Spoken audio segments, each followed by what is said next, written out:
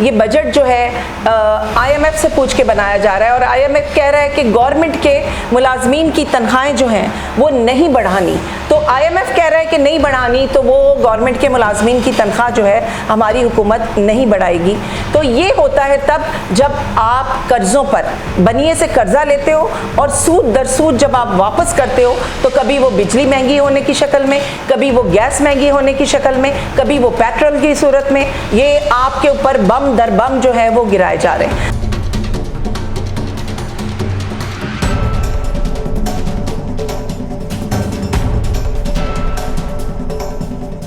بسم اللہ الرحمن الرحیم.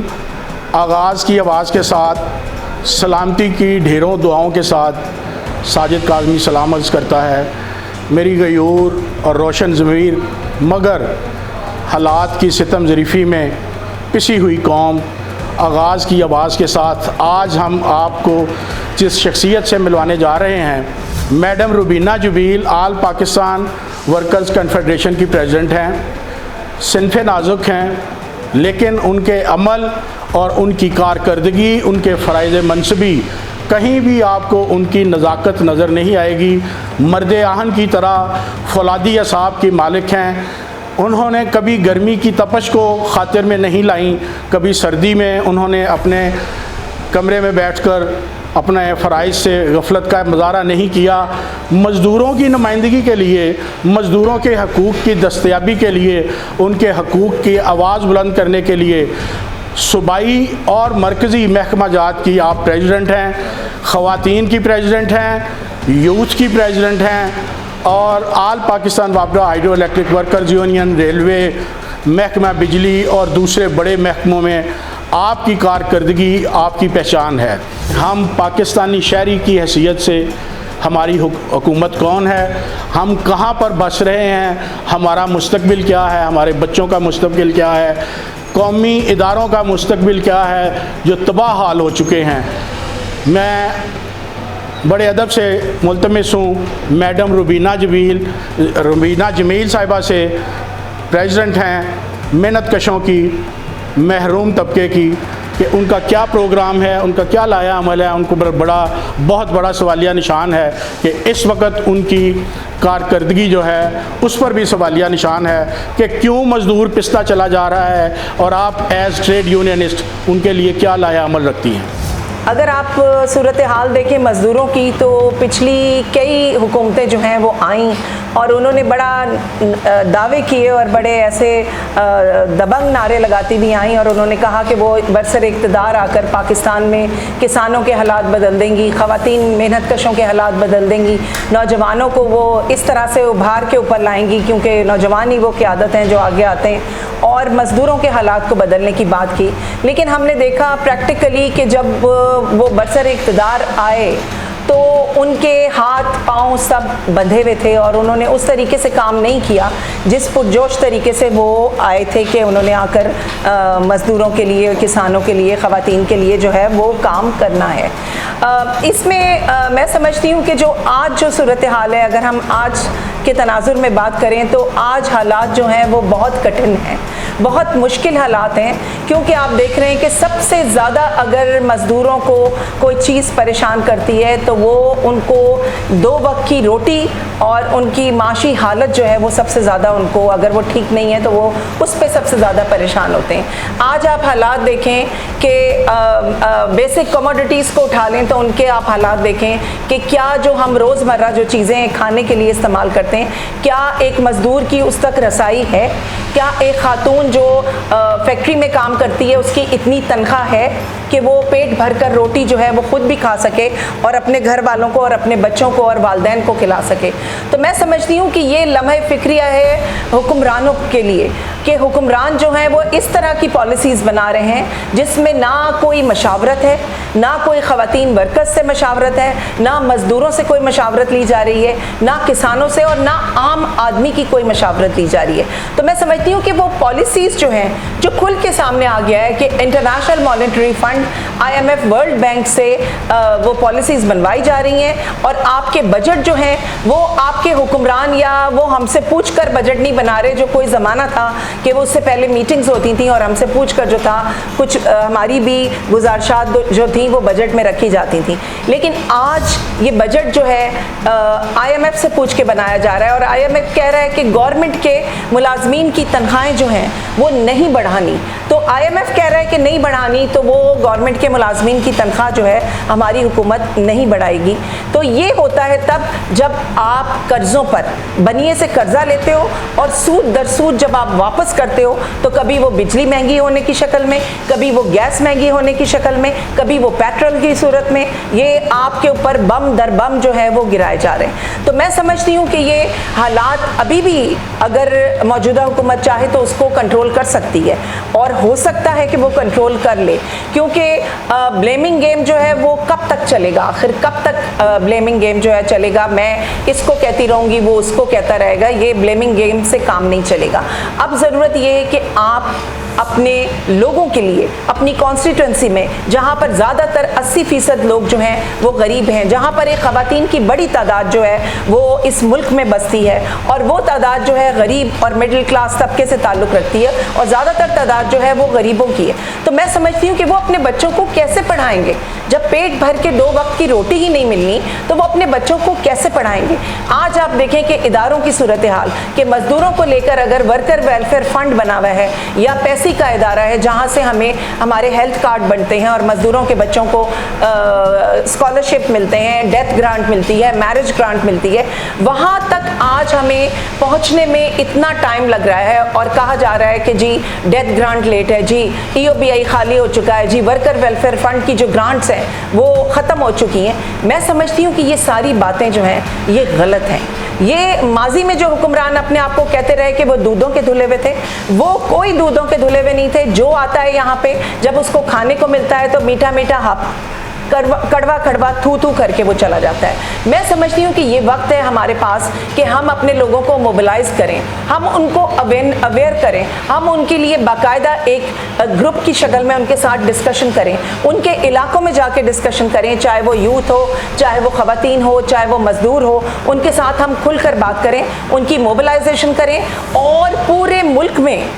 एक दिन प्रोटेस्ट जो है वो हम रखें, डे ऑफ एक्शन। पूरी दुनिया में ये होता है जब हम इंटरनेशनल ऑर्गेनाइजेशन के साथ काम कर रहे होते हैं तो एक दिन डे ऑफ एक्शन मनाया जाता है कि IMF की गलत पॉलिसियों पे जी एक दिन आपने पूरी दुनिया में डे ऑफ एक्शन मनाया। तो मैं समझती हूँ कि हमें यहाँ से शुरू करना चाहिए, हमें मोबिलाइजेशन शुरू करनी चाहिए, हमें अवेयरनेस रेजिंग शुरू करनी चाहिए, हमें अपनी तंजीम को मजबूत करना चाहिए, ज़्यादा सूबों में जाकर सूबाई कमेटीज़ को, सूबाई काबीना को हमें ज़्यादा मुस्तहकम करना चाहिए। जब सूबे मुस्तहकम होंगे तो मरकज़ जो है वो ऑब्वियसली मुस्तहकम होगा। तो मैं समझती हूँ कि ज़्यादा से ज़्यादा नुमाइंदगी हमें यूथ को और ख़वातीन को देनी चाहिए इस तंजीम में भी, और जो हम दे रहे हैं कोशिश है हमारी, आगे हम ख़वातीन को भी और मज़ीद लेकर आएंगे। चूँकि मैडम रुबीना जमील एक डिसेंट लेडी हैं तो उन्होंने अपनी डिसेंसी भी दिखा दी कि बड़े अच्छे अल्फाज में उन्होंने कहा कि हुक्मरान जो हैं वो इस वक्त अपनी खींचातानी में लगे हुए हैं और ब्लेम गेमिंग कर रहे हैं। तो ब्लेम गेमिंग का मतलब आप सादा ज़ुबान में ये समझें कि ईवानों में आवाज़ गूंज रही है, कालियाँ ईटा काले रोड, चोर भी आखन चोरो चोर। तो ये आवाज़ अब बंद होनी चाहिए, कोई मुस्बत कदम उठाना चाहिए। मियाँ शहबाज शरीफ वज़ीर-ए-आज़म पाकिस्तान, आपने आते ही कहा, ऑन दी फ्लोर कहा कि 10,000 तनख्वाह बढ़ा रहा हूँ, लेकिन आप बैकआउट कर गए। आपने 25,000 का कहा, जैसे कि प्रेसिडेंट साहब अभी फरमा रही थी, वो 25,000 आपने अनाउंस किया, 30 और 30 60 रुपये आपने पेट्रोल की कीमत बढ़ा दी, बिजली की कीमत आपने बढ़ा दी, गैस की कीमत आपने बढ़ा दी। मैं मैडम से ये बात करूँगा कि आपने मसाइल की निशानदही कर दी बड़ी अच्छे तरीके से, बड़े खुश असलूबी से। ये जो मुतासरीन हैं जिनकी आपने नुमाइंदगी की है, इस वक्त ये भुगत रहे हैं, ये मौत का मंजर देख रहे हैं, भूख अफलास, लाकानूनियत, गुंडागर्दी, कब्ज़ा माफिया, सरमायादाराना गैर मुनसिफाना निज़ाम। आपकी यूनियन, आपकी कन्फेडरेशन इस मुश्किल मरहले में उनके लिए क्या लाया अमल इख्तियार करती है? मैं समझती हूँ कि सबसे पहले तो यही है कि हमारा उनसे एक बाहमी राब्ता है। बाकायदा तौर पर मज़दूर जो हैं, चाहे वो ख़वातीन वर्कर हैं, वो हमारे पास आते हैं, वो अपने मसाइल हमें बताते हैं। तो इसके कई तरीके होते हैं कि आप हुकूमत से किस तरीके से उनकी आवाज़ जो है वो लेकर जाते हैं। कुछ मसले जो होते हैं वो मैनेजमेंट लेवल के होते हैं, वो आप मैनेजमेंट लेवल पे आपकी लीडरशिप जो है वो कोशिश करके हल करा लेती है। कुछ मसले ऐसे होते हैं जो हुकूमत ने उसमें डिसीजंस लेने होते हैं और उनकी इसके ईमा के बगैर वो नहीं हल हो सकते। उसके लिए हमें तरीका होना चाहिए कि हम कर रहे हैं, जो हम कर भी रहे हैं, कि हम जब उनसे मसाइल उनके डिस्कस होते हैं तो उसमें हमारा तय होता है कि जी अब हमने खतूत लिखने, महकमे को भी लिखने, वज़ीर आला को भी लिखना है,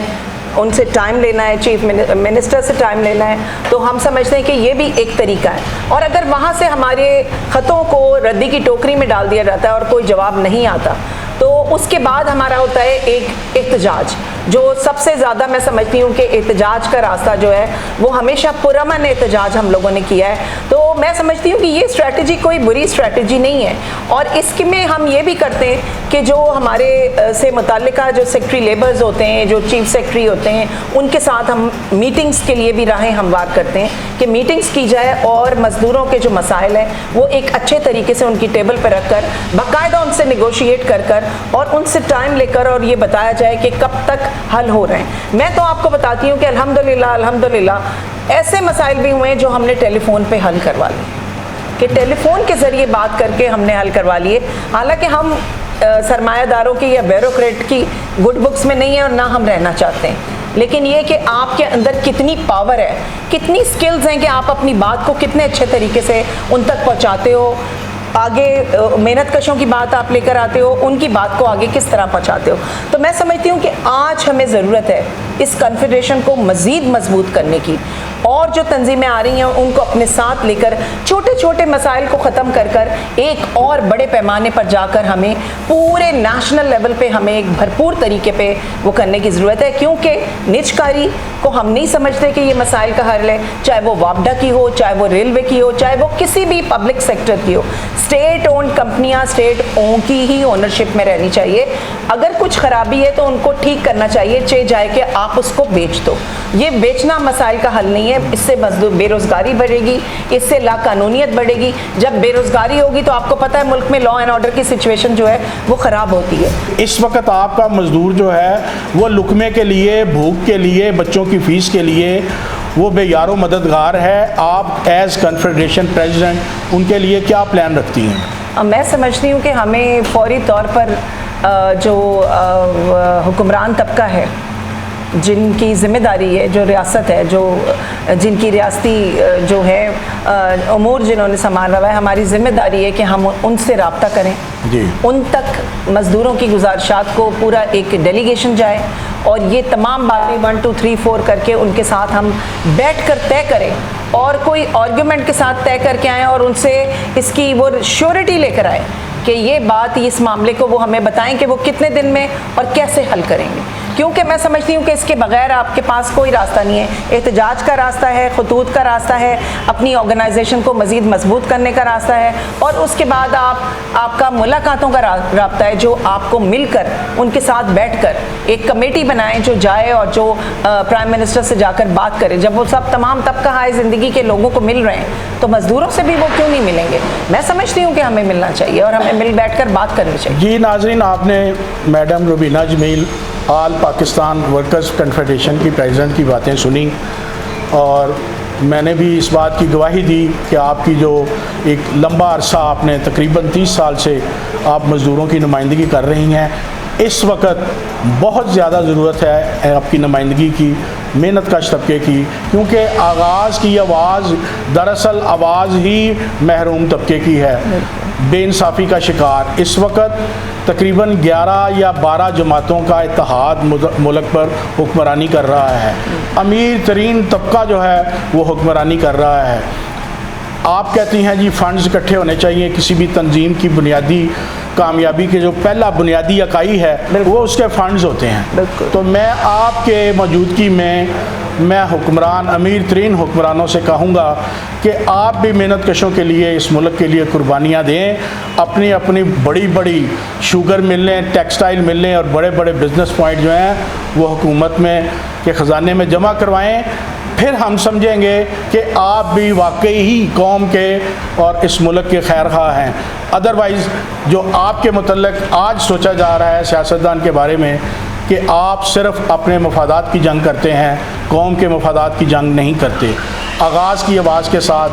میڈم روبینہ جمیل کا شکریہ ادا کرتے ہوئے اجازت چاہوں گا۔ اللہ حافظ۔